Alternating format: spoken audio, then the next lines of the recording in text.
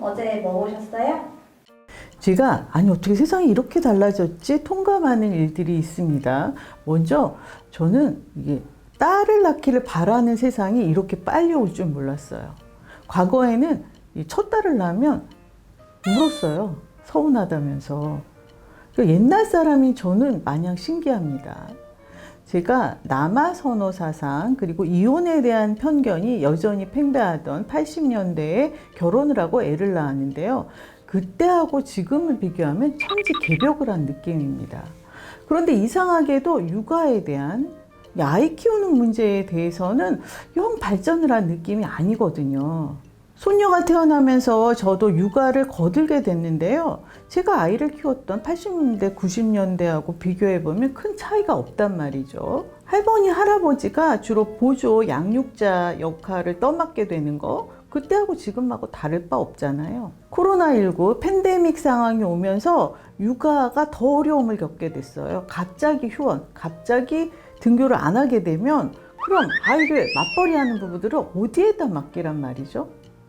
이 긴급 돌봄이라는 게 있더라고요. 근데 그것도 악용하는 분들이 있다고 합니다. 일단 나란 일 보시는 분들이 육아에 대해서 관심이 없어요. 애를 다 키워 놓아서 그런지 아니면 아이를 키울 당시에 애로사항이 없으셨던 건지. 육아 따위는 니들이 알아서 해. 우리가 그럴 겨를이 어디 있어. 이런 느낌입니다.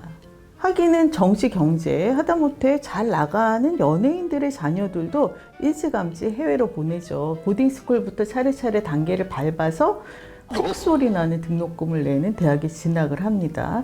여기서 우리가 뭐 사교육, 또 뭐 인서울, 스카이 하면서 동동거릴 때 그 사람들은 속으로 비웃겠죠. 아니 여기서 뭘 얻겠다고 저래. 우리 사회 구조가 현재 그렇습니다. 부모가 힘을 합해서 전력 질주를 해도 이 땅에서 아이를 잘 키워내는 것이 쉬운 일이 아닙니다. 둘이 힘을 합해도 그런데 짐을 나눠줘도 그런데 혼자 짐을 져야 하는 한부모 가정은 오죽하겠어요. 오늘 주제는 많은 분들의 기대를 모으며 출발한 JTBC 용감한 솔로 육아 내가 키운다입니다. 제가 방송에 아이 공개하는 거 그리 반기지 않는 편인데 이 프로그램은 같은 처지인 분들은 물론이고 더 나아가 홀로서기를 두려워하는 분들과 지혜와 용기를 나눌 수 있겠거니 싶어서 기대를 했습니다. KBS 슈퍼맨이 돌아왔다는 아빠의 육아죠. 그러나 1박 2일간의 이벤트성 육아입니다. 물론 차차 변질이 되어서 예를 들어서 샘 해밍턴 씨 같은 경우는 어느새 이 슈퍼맨이 돌아왔다가 직업이 되다시피 했지만요. 그와 달리 엄마의 육아 내가 키운다는 이벤트가 아니라 절실한 삶이에요. 이혼으로 혼자 아이를 키우게 된 김나영, 김현숙, 조윤희 씨, 이 세 분이 처해 있는 상황이 서로 다릅니다. 무엇보다 아이 아빠와 현재 어떤 관계인가? 김현숙 씨와 채림 씨는 아이의 성을 엄마의 성으로 바꿨다고 합니다. 첫 번째 영상의 주인공 조윤희 씨와 딸 로아. 로아는 보는 순간 누구라도 무장 해제시킬 사랑스러운 아이더라고요. 조윤희 씨가 가장 먼저 섭외가 됐다고 하는데 제 짐작으로는 조윤희 씨의 딸 로아를 보자마자 이건 이야기가 되겠다, 대중의 관심을 끌 수 있겠다 제작진이 판단했지 싶어요.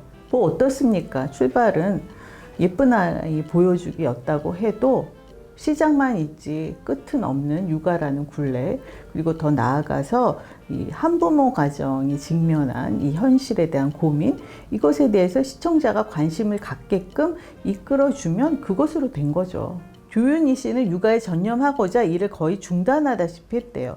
경제적으로 비교적 여유 있어 보였고 육아를 돕기 위해 친언니가 함께 거주하고 있고요. 아이가 아빠와 매주 한 번씩 만나고 있다고 하네요. 반면 김나영 씨는 일단 아이가 아빠와 만날 수 있는 여건이 아닐 거예요. 남편이 벌인 사건으로 대중의 날선 시선을 감내해야 했고 아마도 혼자 몸이라면 꼭꼭 숨고 싶었겠죠. 그러나 두 아이를 키워야 하니까 용기를 냈습니다. 김현숙 씨가 내가 가장이라서 나왔다라고 했어요. 김나영 씨도 같은 입장입니다. 실제로 우리 사회에서 한부모 가정이 마주치게 되는 여러 문제들, 김나영 씨 가정이 그중 가장 가깝지 싶어요.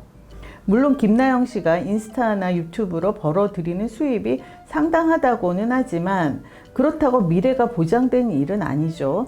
이미지로 먹고 사는 게 연예인인데 앞으로 어떤 변수가 있을지 생길지 불안하지 않을 수 없죠. 제가 SNS에서 본 건데 어떤 분이 화장실 그 옆에 칸에서 어떤 여성이 전화하는 소리를 들었대요. 엄마, 아이가 아프다는데 유치원에 가서 데리고 와주면 안 돼? 어머니가 곤란하다고 하시면서 시어머니에게 물어보라고 하셨는지 이렇게 얘기를 하더래요. 물어봤지. 그런데 어머니가 안 되신대. 어머니도 안 된다고 하셨는지 전화를 끊은 다음에 엉엉 울더랍니다. 옆에 칸에 계셨던 분도 숨죽이며 눈물을 훔쳤다고 해요. 이것이 우리나라 육아의 현실입니다. 맞벌이일 경우 아이 맡길 곳이 없으면 그 유치원에 있는 아이는 어떻게 해요? 그렇다면 김나영 씨는 어떨까요? 아주 오래전 일입니다. 2010년 MBC 에브리원 무한걸스에서 김나영 씨가 이런 속내를 털어놨습니다. 초등학교 입학식 며칠 전에 어머니가 심장마비로 세상을 떠나셨대요. 엄마에게 놀아달라고 가까이 가보니까 어머니가 깨어나지 않으시더라는 거예요. 아이를 키워보신 분들은 초등학교 1학년 그 나이가 엄마의 손길이 얼마나 필요한 나이인지 잘 아실 겁니다. 당시 김나영 씨가 말하길 자신은 엄마의 역할이 뭔지 모른다고 하더라고요. 김나영 씨에게 어머니는 뭐 영화나 드라마, 책에 나오는 그런 이미지일 뿐이죠. 엄마의 온기가 어떤 건지 몰라서 온기를 나누려고 해도 그리워하려고 해도 나눌 수가 없어서 온기를 나눌 아이를 낳고 싶다고 빨리 그런 얘기를 그때 했습니다. 그리고 몇 년이 지나서 세바퀴에서 어릴 때 초등학교 때 아이들이 운동장에서 자기를 놀리고 따돌리고 막 흙을 던지고 했다고 그러더라고요. 저는 흙으로도 맞아봤어요 이러면서 웃었는데 좌중은 막 박장대소를 했는데 저는 무한걸스에서 그 얘기를 들었잖아요. 그럴 때 엄마에게 가서 하소연하고 막 이르고 이럴 엄마가 없는 거니까 저는 같이 웃을 수가 없었습니다. 그 이후에 김나영 씨가 큰아들 신우를 낳고 생활하는 모습을 방송으로 보면서 마음이 참 좋았어요. 김나영 씨가 온기를 나눌 아기를 갖게 된 것이. 하지만 다들 아시다시피 김나영 씨가 모종의 사건으로 이혼을 했고 그리고 김나영 씨의 홀로서기가 시작됐습니다. 6살, 4살 두 아들과 함께 아이를 낳고 기르는 시기, 여자에게는 초등학교 1학년 때 못지않게 엄마의 도움이 절실히 필요한 시기죠. 방송을 보니 조윤희 씨는 언니가 함께 살며 도와주고 있고 김현숙 씨는 아예 밀양 본가에서 부모님이 아들을 키워주시더라고요. 그런데 김나영 씨에겐 도와줄 피부치가 없는 거예요. 한참 손이 많이 가는 아들 둘 때문에 내도록 동동거리는 눈치인데요. 그 큰아이 신우가 눈치껏 그 엄마를 잘 도와주고 있었어요. 그러니까 김나영 씨에게는 조력자가 아이인 거죠, 큰아이. 이 프로그램의 진행을 채림 씨와 김구라 씨가 맡았습니다. 채림 씨는 2회까지 아직 영상이 공개되지 않아서 뭐라고 말씀드리기 어렵고요. 그리고 회장님이라고 부르고 있는 여기서 김구라 씨, 이분은 왜 여기에? 의문부호가 막 생깁니다, 머릿속에서. 이혼 당시 아이가 이미 다 컸잖아요. 지금도 아버지가 집부터 차, 생활비 모두 책임지고 있다고 하니까 그런 면에서 내가 키운다인지. 그런데 지금 눈치를 보니까 이 텔레비평 현장 동상이몽입니다. 여기 지금 촬영 도와주시는 분이 저하고 김구라 씨에 대한 견해가 같지 않습니다. 뭐 진행이라는 거 거기서 거기지 웬 트집이야 뭘 따지냐 이러시는 것 같은데요. 보신 분들은 다 아세요. 이렇게 보시고 얘기를 하세요. 보통도 건성건성 진행을 하지만 여기서는 유난히 이거 왜 안 끝나나 하는 표정이에요. 이 벽이 있습니다. 물에 뜬 기름 모양 따로 놀아요. 제작진이 물론 이 영상을 보실 리 없지만 정말 물어보고 싶어요. 이게 최선인가요?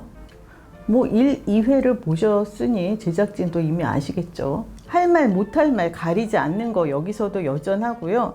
첫 회에 김나영 씨에게 불쑥 그때 기억나 같이 방송을 하고 있었는데 갑자기 프로그램을 떠나야 했잖아 라고 해요. 그래도 표정이 많이 안정됐네 이런 느낌으로 한마디 보태고 김나영 씨 그 소리를 듣고 울컥하죠 당연히. 그러니까 아니 또 울어? 왜 갑자기 울지? 아니 그걸 왜 우는지 몰라서 물어요? 그런 말은 안 하는 게 좋은 거잖아요. 끄집어내지 않는 게 좋죠. 김나영 씨 또 눈물을 보였다고 그걸 또 비난하는, 지적하는 시청자들도 있다고요. 그러니까 이거 왜 사달을 만들죠? 정말 물색 없기로는 대한민국 탑이지 싶습니다.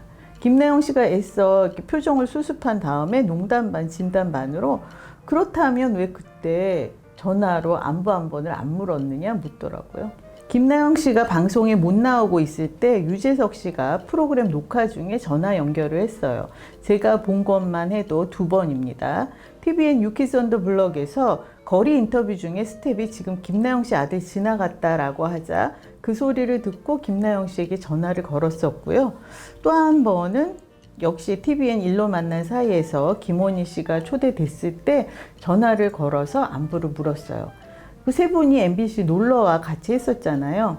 유재석 씨는 어떻게든 김나영 씨를 대중이 잊지 않기를 바라는 거겠죠.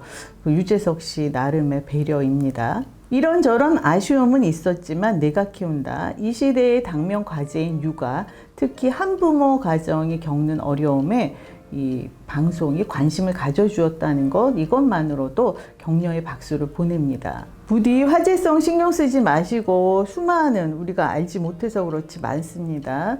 한부모 가정의 육아에 대해서 계속 염두에 두시고 프로그램을 만들어 주시면 좋겠습니다. 그리고 나란 일 하시는 분들 출산 장려 독려만 하실 일이 아닙니다. 세상이 이렇게 달라졌는데 육아만 제자리 걸음. 그러니 누가 아이를 낳으려고 들겠어요. 부디 싸움박질 하지 마시고 제발 육아에 좀 신경 좀 써주세요.